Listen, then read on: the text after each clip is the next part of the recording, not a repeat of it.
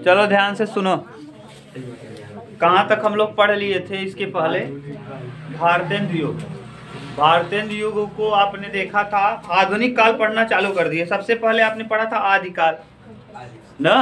आदिकाल को कई नामों से जाना जाता था। आदिकाल को आदिकाल किसने कहा था, अगर कोई पूछे तब क्या कहेंगे? हजारी प्रसाद द्विवेदी ने कहा था। आदिकाल को चारण काल किसने कहा? जॉर्ज गिरियार्सन ने। संधि चारण काल रामकुमार वर्मा। रामकुमार वर्मा का एक एकांकी प्रसिद्ध है, दीपदान। एक एकांकी किसका और प्रसिद्ध है? एक घूर्ण जयशंकर प्रसाद का। और 3 निबंध प्रसिद्ध हैं, चिंतामणि, रसमीमांसा और त्रिवेणी, आचार्य रामचंद्र शुक्ल के। ठीक, ये मैंने बताया है। तो आदिकाल का कई नाम है। आरंभिक काल भी कहते हैं। किसने कहा? मिश्र बंधु ने। मिश्र बंधु में 3 भाई, गणेश, श्याम, सुखदेव। उसके बाद आपको मैंने बताया था कि इसी को सिद्ध सामंत काल कहते हैं, राहुल संकृत्य। ठीक, इसके बाद आपने मध्यकाल पढ़ा था। मध्यकाल के 2 हिस्से, पूर्व मध्यकाल, उत्तर मध्यकाल। पूर्व मध्यकाल में भक्ति काल और उत्तर मध्यकाल में रीतिकाल। भक्ति काल के भी 2 हिस्से, सगुण और निर्गुण। सगुण में भी 2 हिस्से, कृष्ण भक्ति और राम भक्ति। और निर्गुण में भी 2 हिस्से, कौन कौन? संत का, निर्गुण के संत और सूफी, संत काव्य और सूफी का। सगुण में राम की भक्ति करने वाले कौन है? राम को प्रचलित करने वाले हैं तुलसीदास। लेकिन राम की भक्ति को लाने वाले कौन थे? रामानंद। प्रवर्तक राम की भक्ति के कौन है? रामानंद। ठीक है, नहीं जैसे प्रवर्तक माना जाता है इनको। उसके बाद राघवाचार्य कृष्ण की भक्ति को के प्रवर्तक हैं, लेकिन इनको प्रचलित हाँ, वल्लभाचार्य के पुत्र क्या नाम है? विट्ठलनाथ। वल्लभाचार्य हैं कृष्ण भक्ति के, और उनके पुत्र का नाम विट्ठलनाथ, और उन्हीं के शिष्य रहे हैं कौन? सूरदास। तो सूरदास कृष्ण की भक्ति को प्रचलित करेंगे। ठीक, इसको मैंने बता दिया था। आगे मैंने बताया था संत काव्य। संत काव्य में कबीर और मुख्य कबीर, और सूफी काव्य में मलिक मोहम्मद जैसी। फिर रीतिकाल आया था। रीतिकाल में रीतिबद्ध, रीति सिद्ध, रीति मुक्त, रीतितर। और इसके बाद मैंने आपको क्या किया था कि आदिकाल, भक्तिकाल और रीतिकाल के लेखकों को याद करने का ट्रिक भी बता दिया था ना। पहला मैंने आदिकाल को याद करने का ट्रिक बताया था, कहा था याद करके आना, पढ़ के आना। क्या है? हाँ, आज मधु भट्ट ने पति संग चंदा देखा। फिर उसके बाद रश्मि जी के सब दास। और फिर अगला, हाँ, विभूषण आपके बोध से माघदेव आए। ये हो गया तीनों का ट्रिक। अब जो चौथा आप लोग पढ़ रहे थे, वो पढ़ रहे थे आधुनिक काल। आधुनिक काल का जो समय सीमा रहा, ये कब से रहा? 1850 से 1843 या 1850 से अब तक का। और इसको भी आपने 6 भाग में बांटा था। पहला आपने कहा था भारतेंद्र युग, फिर द्विवेदी युग, फिर छायावाद, फिर प्रगतिवाद, फिर प्रयोगवाद, फिर नई कविता। और फिर मैंने बताया था भारतेंद्र युग के जो प्रवर्तक हैं भारतेंदु हरिश्चंद्र हैं। उनका जन्म 1850 में हुआ था, मृत्यु 1885। 35 साल तक ये जीवित रहे थे।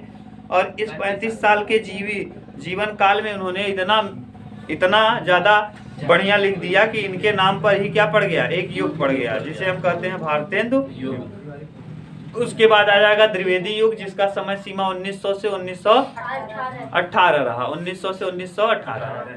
इसी को आज हमको पढ़ना है। इसके प्रवर्तक हैं महावीर प्रसाद द्विवेदी। इसके बाद छायावाद युग।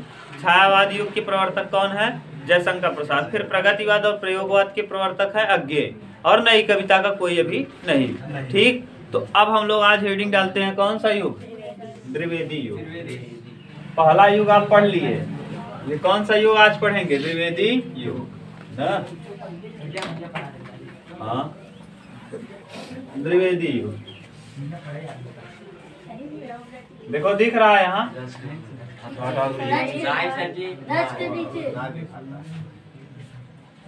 यहाँ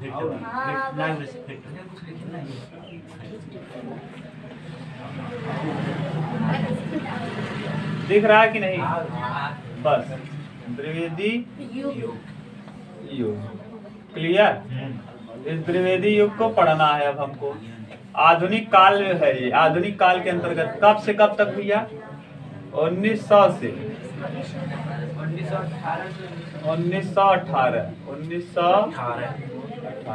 ये समय सीमा याद रखना पूछता है। 1900 से 1918।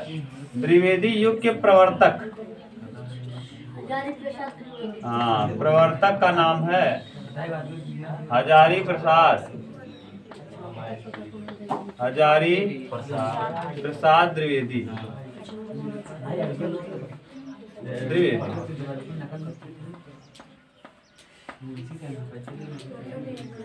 ठीक, हजारी प्रसाद द्विवेदी को और क्या कहते हैं ना? ब्रैकेट में अभी मैंने आपको लिखाया कि हजारी प्रसाद द्विवेदी का एक अन्य नाम भी इन्हें कहा जाता है। क्या कहते हैं?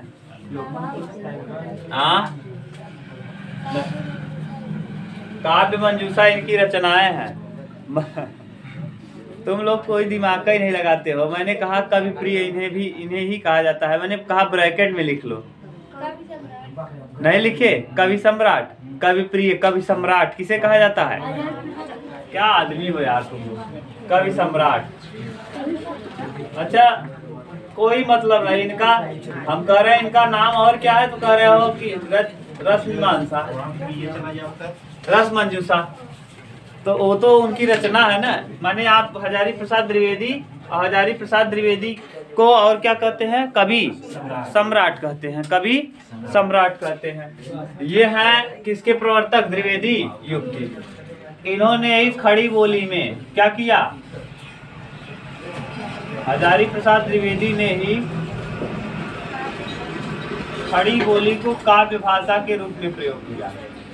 खड़ी बोली को, अच्छा महावीर प्रसाद, यहाँ तुम लोग बोल भी नहीं रहे हो महावीर। अच्छा, गलती से लिख दिए महा, जो वीर होगा उसी के नाम पे युग चलेगा। मैंने ऐसे रटवाया था,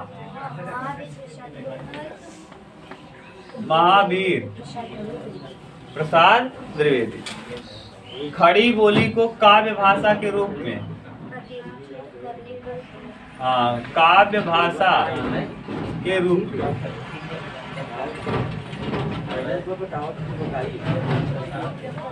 प्रयोग या प्रतिपादित, हाँ, प्रयोग करने का श्रेय, प्रतिष्ठित करने का श्रेय किसको जाता है? महावीर प्रसाद द्विवेदी। जो खड़ी बोली थी, उस खड़ी बोली को ज्यादा माने अमीर खुसरो ने कहा था, लेकिन भारत इस आधुनिक काल में ज्यादा उपयोग किसने किया? हाँ, महावीर प्रसाद। खड़ी बोली को काव्य भाषा, काव्य भाषा का मतलब समझ रहे हो? काव्य कब आएगा? काव्य आता है पद्य में, गद्य में नहीं। किसमें? पद्य में। तो पद्य में लाने का कार्य कौन ज्यादा किए? महावीर प्रसाद, महावीर प्रसाद। और इनके बारे में एक कथन और, कहानी का वास्तविक विकास इसी काल में हुआ। कहानी का वास्तविक विकास कहा जाता है। जो कहानियों का वास्तविक विकास है, ये इसी काल में हुआ है। विकास इसी काल में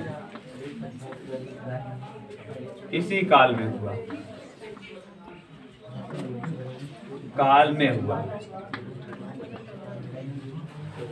कहानियों का वास्तविक विकास इसी काल में।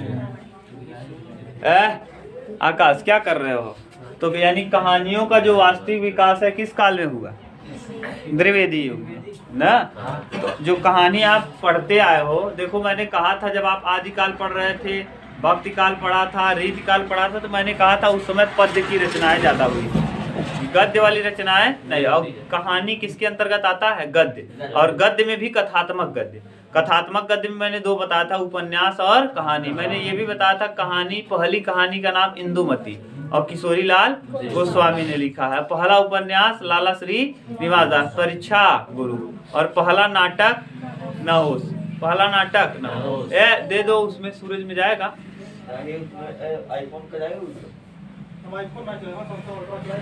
भी नहीं हुआ। लैपटॉप में कर रहा था, लैपटॉप में भी कॉपी नहीं, बस केवल व्हाट्सएप से जाएगा और चलो हो गया, वही कर दे रहे हैं व्हाट्सएप पे। अब देखो, हाँ अब देखो ध्यान से, द्विवेदी कहानी का वास्तविक संस्थापक इसी काल में। अब देखो इसमें राइटर याद आपसे पूछेगा, क्या पूछ लेगा? लेखकों के नाम कहेगा। जैसे भारतेंद्र युग के लेखक को आपको याद करने का ट्रिक मैंने लिखाया है। क्या लिखाया? भारतेंद्र युग के राइटर को याद करने का ट्रिक नहीं लिखाया। लिखाया था? नहीं लिखाया था। लेकिन लिखा है। अच्छा, लब प्रभ अस्रज, ल से लाला श्री निवास दास, लाला श्री अच्छा लिखवा दिया है उसमें भी, मैं सोचा नहीं लिखवाऊं तो आज लिखा दूं। ल से लाला श्री निवास दास, ल ब से बद्री नारायण चौधरी प्रेमघन, ल ब प्र से प्रताप नारायण मिश्र ब्राह्मण पत्रिका के संपादक, ल ब प्रभ, ल ब प्रभ, ब से बालकृष्ण भट्ट, ल ब प्रभ, अ से अंबिका दास व्यास, श्रा से श्रद्धाराम फिर लवरी ओम जय जगदीश वाले और भाग्यवती। ठीक, उसके बाद ज से जगमोहन सिंह। तो ये पूछेगा कि इनमें से 4 राइटर दे देगा और कहेगा इनमें से कौन सा लेखक भारतेंद्र युग का है। एक दे देगा द्विवेदी युग का, एक किसका दे देगा द्विवेदी युग का, और 3 देगा भारतेंद्र युग का। तो पूछेगा इनमें से कौन नहीं है, तो जो द्विवेदी युग के रहेंगे वो भारतेंद्र युग के हैं नहीं न।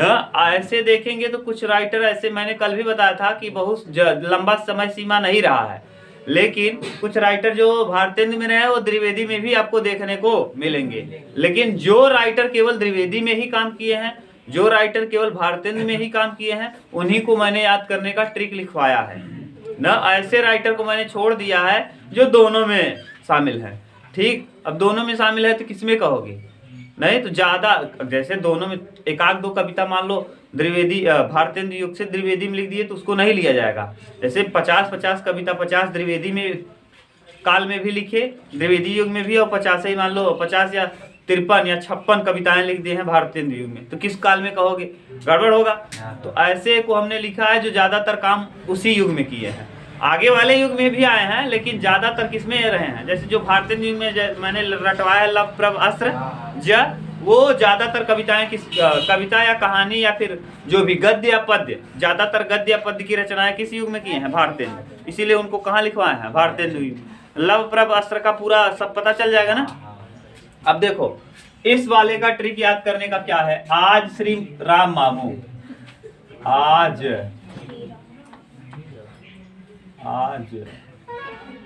श्री राम मामू, श्री राम मामू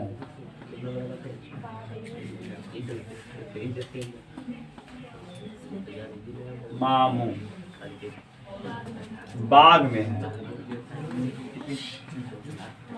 बाग में,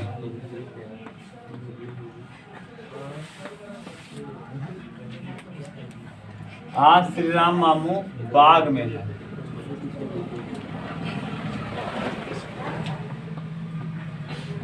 आप देखो सटा के लिखना में कंफ्यूज हो जाओगे। ऐसे आज एक साथ रहेगा, आज कहाँ एक साथ, श्री एक जगह रहेगा, श्री राम को एक में लिखोगे ज्यादा अच्छे से पढ़ लोगे। मामू एक में रहेगा, बाग एक में रहेगा, में तो है ये है श्री राम मामू बाग में। हाँ, श्री राम भगवान कहाँ है, बाग में। मामू मत कहना नहीं तो फिर जानते हो ट्रोल होने लगोगे। तो ये श्री राम किसी का नाम है, हमारे गांव में भी एक आदमी का नाम है ना, उस तरफ हरजर बस्ती में श्री राम बाबा, ठीक जानते हो तुम लोग। तो उसी हिसाब से याद कर लेना आप। आज श्री राम मामू कहाँ है, बाग में है। आज श्री राम मामू बाग, आज से हो जाएगा किसका नाम, आचार्य रामचंद्र शुक्ल छायावाद में है, अयोध्या सिंह उपाध्याय, अयोध्या। और इस ट्रिक में कंफ्यूजन भी नहीं होगा। अयोध्या में कौन थे, श्री राम। आज अयोध्या सिंह उपाध्याय,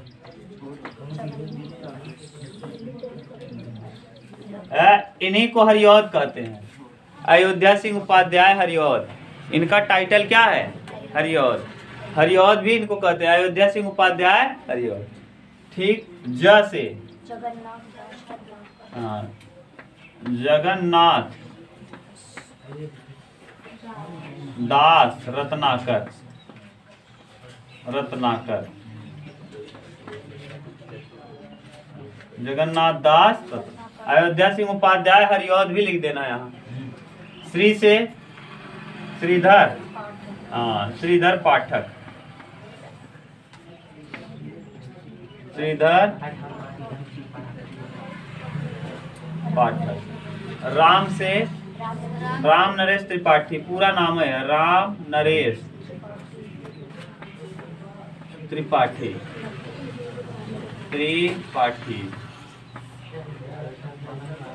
माँ से माखनलाल चतुर्वेदी,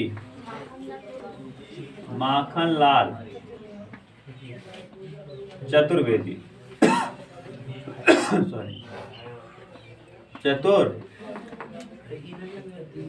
मुंह से मुकुटधर पांडे, मुकुटधर पांडे। ठीक। बा से हाँ बालकृष्ण शर्मा, बालकृष्ण भट्ट नहीं, बालकृष्ण शर्मा। बालकृष्ण भट्ट लगा दोगे तो गड़बड़ हो जाएगा, चले जाएंगे किस युग में, भारतीय युग में। बालकृष्ण भट्ट आपने पढ़ा है, ल ब प्र ब अस्र, उसी में पढ़ा है ल ब ब से। ठीक।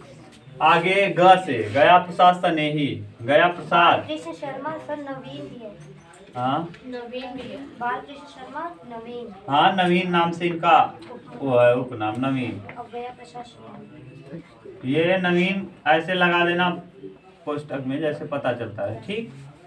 गया प्रसाद स्नेही, गया प्रसाद, गया प्रसाद इनका नाम है और स्नेही ऐसे कहते हैं टाइटल के रूप में, जैसे यहाँ लिखे हो स्नेही।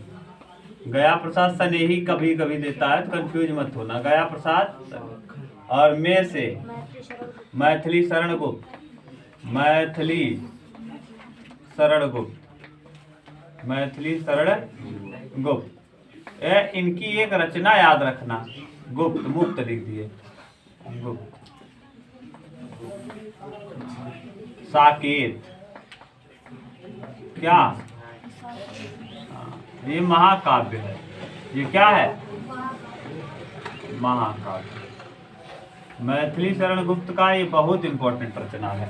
साकेत पूछेगा, साकेत किसकी रचना है, मैथिली शरण, मैथिली शरण गुप्त किस काल के अंतर्गत आते हैं, हाँ किस काल के अंतर्गत आते हैं, द्विवेदी युग के अंतर्गत आते हैं। किस काल के अंतर्गत, द्विवेदी युग के अंतर्गत। ठीक। इतना लिखिए, फिर मैं एक एक राइटर का जो इम्पोर्टेंट रचना है उसको मैं लिख दे रहा हूँ। ठीक। उतारो।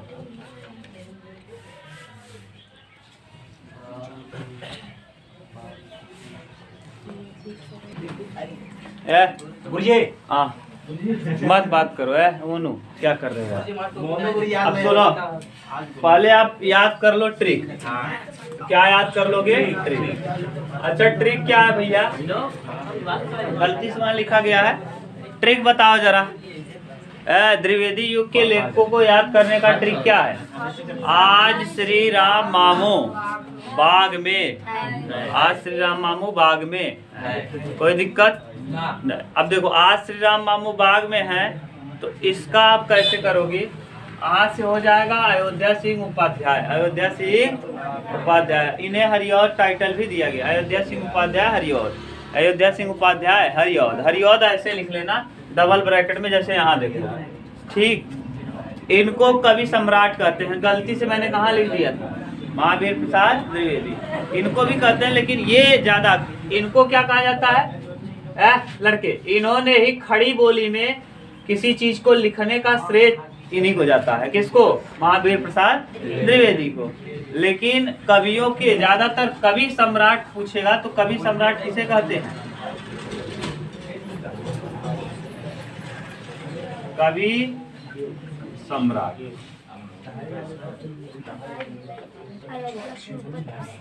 हरिऔध, अयोध्या सिंह उपाध्याय हरिऔध को क्या कहा जाता है, कवि सम्राट। आपने यहाँ लिखा था उसको हटा देना। अब इन द्विवेदी युग के राइटर को याद करने का ट्रिक मैंने बता दिया। आज श्री राम मामू कहाँ है, बाग में। और पूछ लेगा अगर आपसे प्रश्न, इनमें से 4 लेखक देगा। एक लेखक ऐसा रहेगा जो द्विवेदी युग का नहीं रहेगा बल्कि भारतेंदु का रहेगा या छायावाद का रहेगा, अगल बगल में चाहे जिसका रहे, चाहे छायावाद का रहे चाहे भारतेंदु। और पूछेगा इनमें से कौन सा लेखक द्विवेदी युग का नहीं है। इनमें से कौन सा रचनाकार द्विवेदी युग का नहीं, रचनाकार में दोनों आ जाते हैं, लेखक और कवि। तो ऐसे ही देगा कि इसमें से कौन सा रचनाकार इस युग का नहीं है। तो आप जान लेना, 3 देखेगा, 3 देख लेना। मान लो ये दे दिए, ये दे दिए, ये, और फिर परीक्षा गुरु लाला श्रीनिवास दास दे दिए। तो द्विवेदी युग के कौन नहीं है? लाला श्रीनिवास दास। मान लो जगन्नाथ दास रत्नाकर दिया, श्रीधर पाठक, रामनरेश त्रिपाठी, और वहां से दे दिया लाला श्रीनिवास दास। पूछेगा इनमें से कौन सा रचनाकार द्विवेदी युग का नहीं है, तो आप कह देंगे लाला श्रीनिवास दास नहीं है, क्योंकि वो कहाँ के हैं? भारतेंद्र युग के। मान लो इसी में से 3 दिया, जगन्नाथ दास रत्नाकर, रामनरेश त्रिपाठी, माखनलाल चतुर्वेदी, और 1 दे दिया जयशंकर प्रसाद। तो समझ जाएंगे जयशंकर प्रसाद इसमें नहीं बल्कि कहाँ के हैं वो? बोलो। छायावाद के हैं। ठीक, अब इनके रचनाओं को देखो। पहले हम इसके संस्थापक यानी प्रवर्तक का ही रचना देख लेते हैं। इनके प्रवर्तक की 2 रचनाएं प्रसिद्ध हैं। कौन कौन? महावीर प्रसाद द्विवेदी की 2 रचनाएं प्रसिद्ध हैं ना? कौन कौन? काव्य मंजूषा, ये बहुत पूछता है। काव्य मंजूषा और ये है मंजूषा अबला विलास। काव्य मंजूषा, अबला विलास। हाँ, ये अलग अलग है। काव्य मंजूषा और अबला विलास, ये 2 रचनाएं किसकी हैं? महावीर प्रसाद द्विवेदी। अयोध्या सिंह उपाध्याय में कई रचनाएं प्रसिद्ध हैं। देखो कौन कौन? प्रिय प्रवास,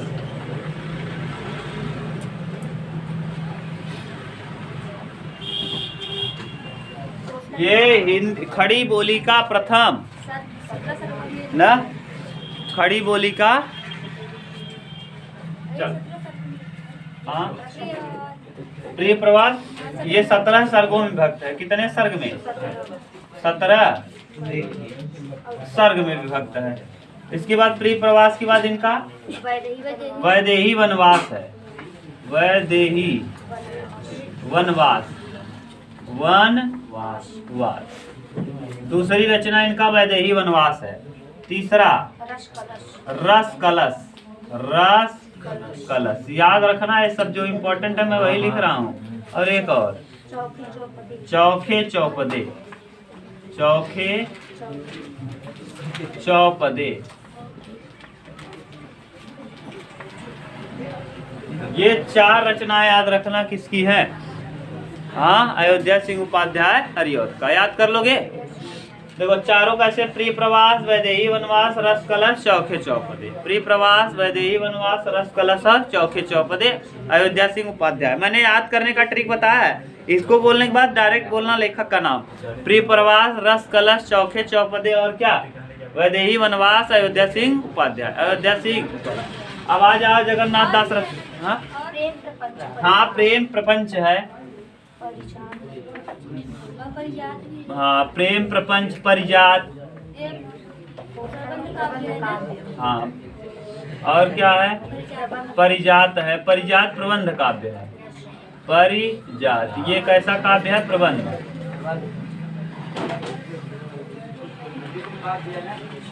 प्रबंध काव्य।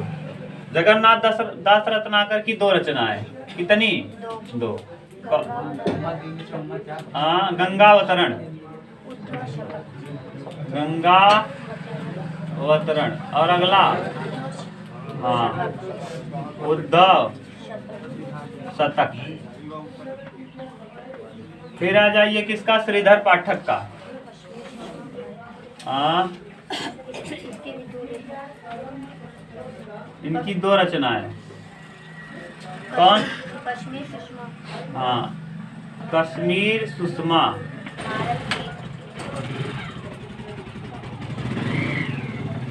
और भारत की।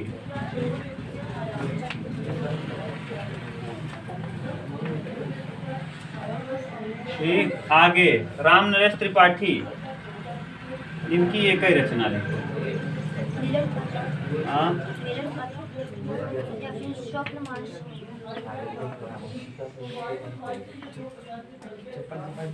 या स्वप्न मानस। छोड़ो इनका, बस यही मिलन पथ लिखो, ये नहीं पूछे जाते ना। इनकी रचनाएं माखनलाल चतुर्वेदी।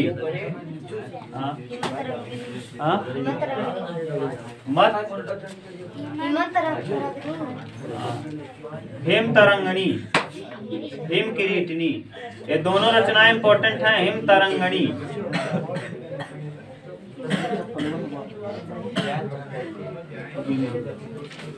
हिम तरंगिणी और हिम किरीटनी। हिम किरीटनी, हिम तरंगिणी, हिम किरीटनी। मुकुटधर पांडे, कानन कुसुम, कानन कुसुम प्रेम बंधन। पहला कानन कुसुम है और दूसरा प्रेम बंधन। प्रेम बंधन, ठीक। और बाल कृष्ण भट्ट का उर्मिला और कुमकुम। उर्मिला किसकी पत्नी थी? तुम लोग महाभारत रामायण देखे हो? उर्मिला किसकी पत्नी थी? लक्ष्मण की। कहा जाता है कि सीता से ज्यादा झेला किसने है? उर्मिला ने।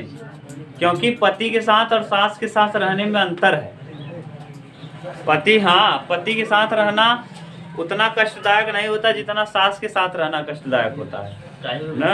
हाँ, क्यों? क्योंकि पति ज्यादा कुछ बोलेगा नहीं और सास तो उल्टा उधर, जानते ही हो, उल्टा फायर इधर से उधर भी होना है। लेकिन सास ज्यादातर बहू को देखते नहीं हो।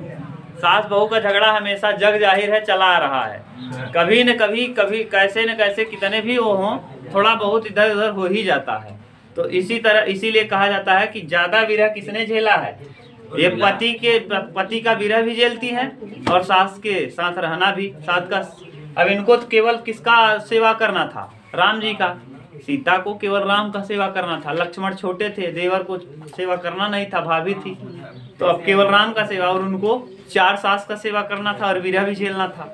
समझ गए? तो ज्यादा कष्ट कौन झेला है? और लेकिन नाम किसका है? सीता जी का। समझ गए?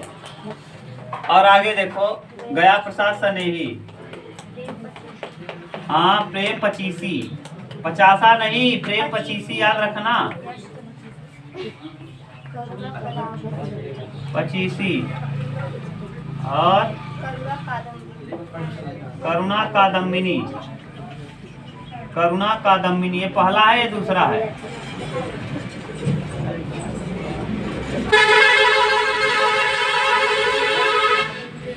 और साकेत तो जानते ही हो, मैथिली शरण गुप्त का।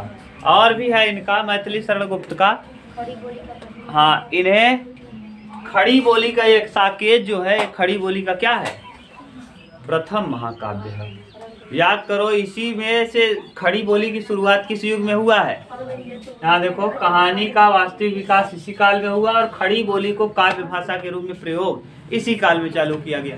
और इसी काल की कौन है? मैथिली शरण गुप्त। और मैथिली शरण गुप्त का जो साकेत है महाकाव्य है और खड़ी बोली का प्रथम महाकाव्य। ये साकेत जो है, ये साकेत खड़ी बोली का, खड़ी बोली का प्रथम महाकाव्य। खड़ी बोली का प्रथम महाकाव्य।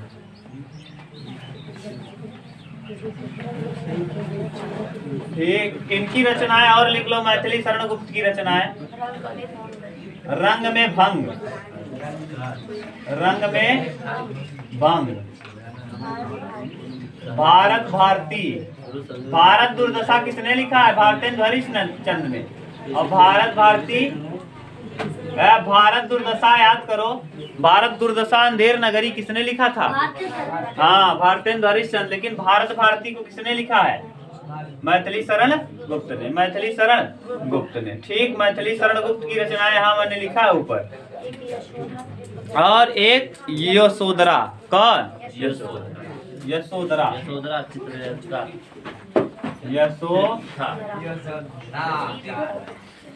और एक ठो और त्रिपथगा।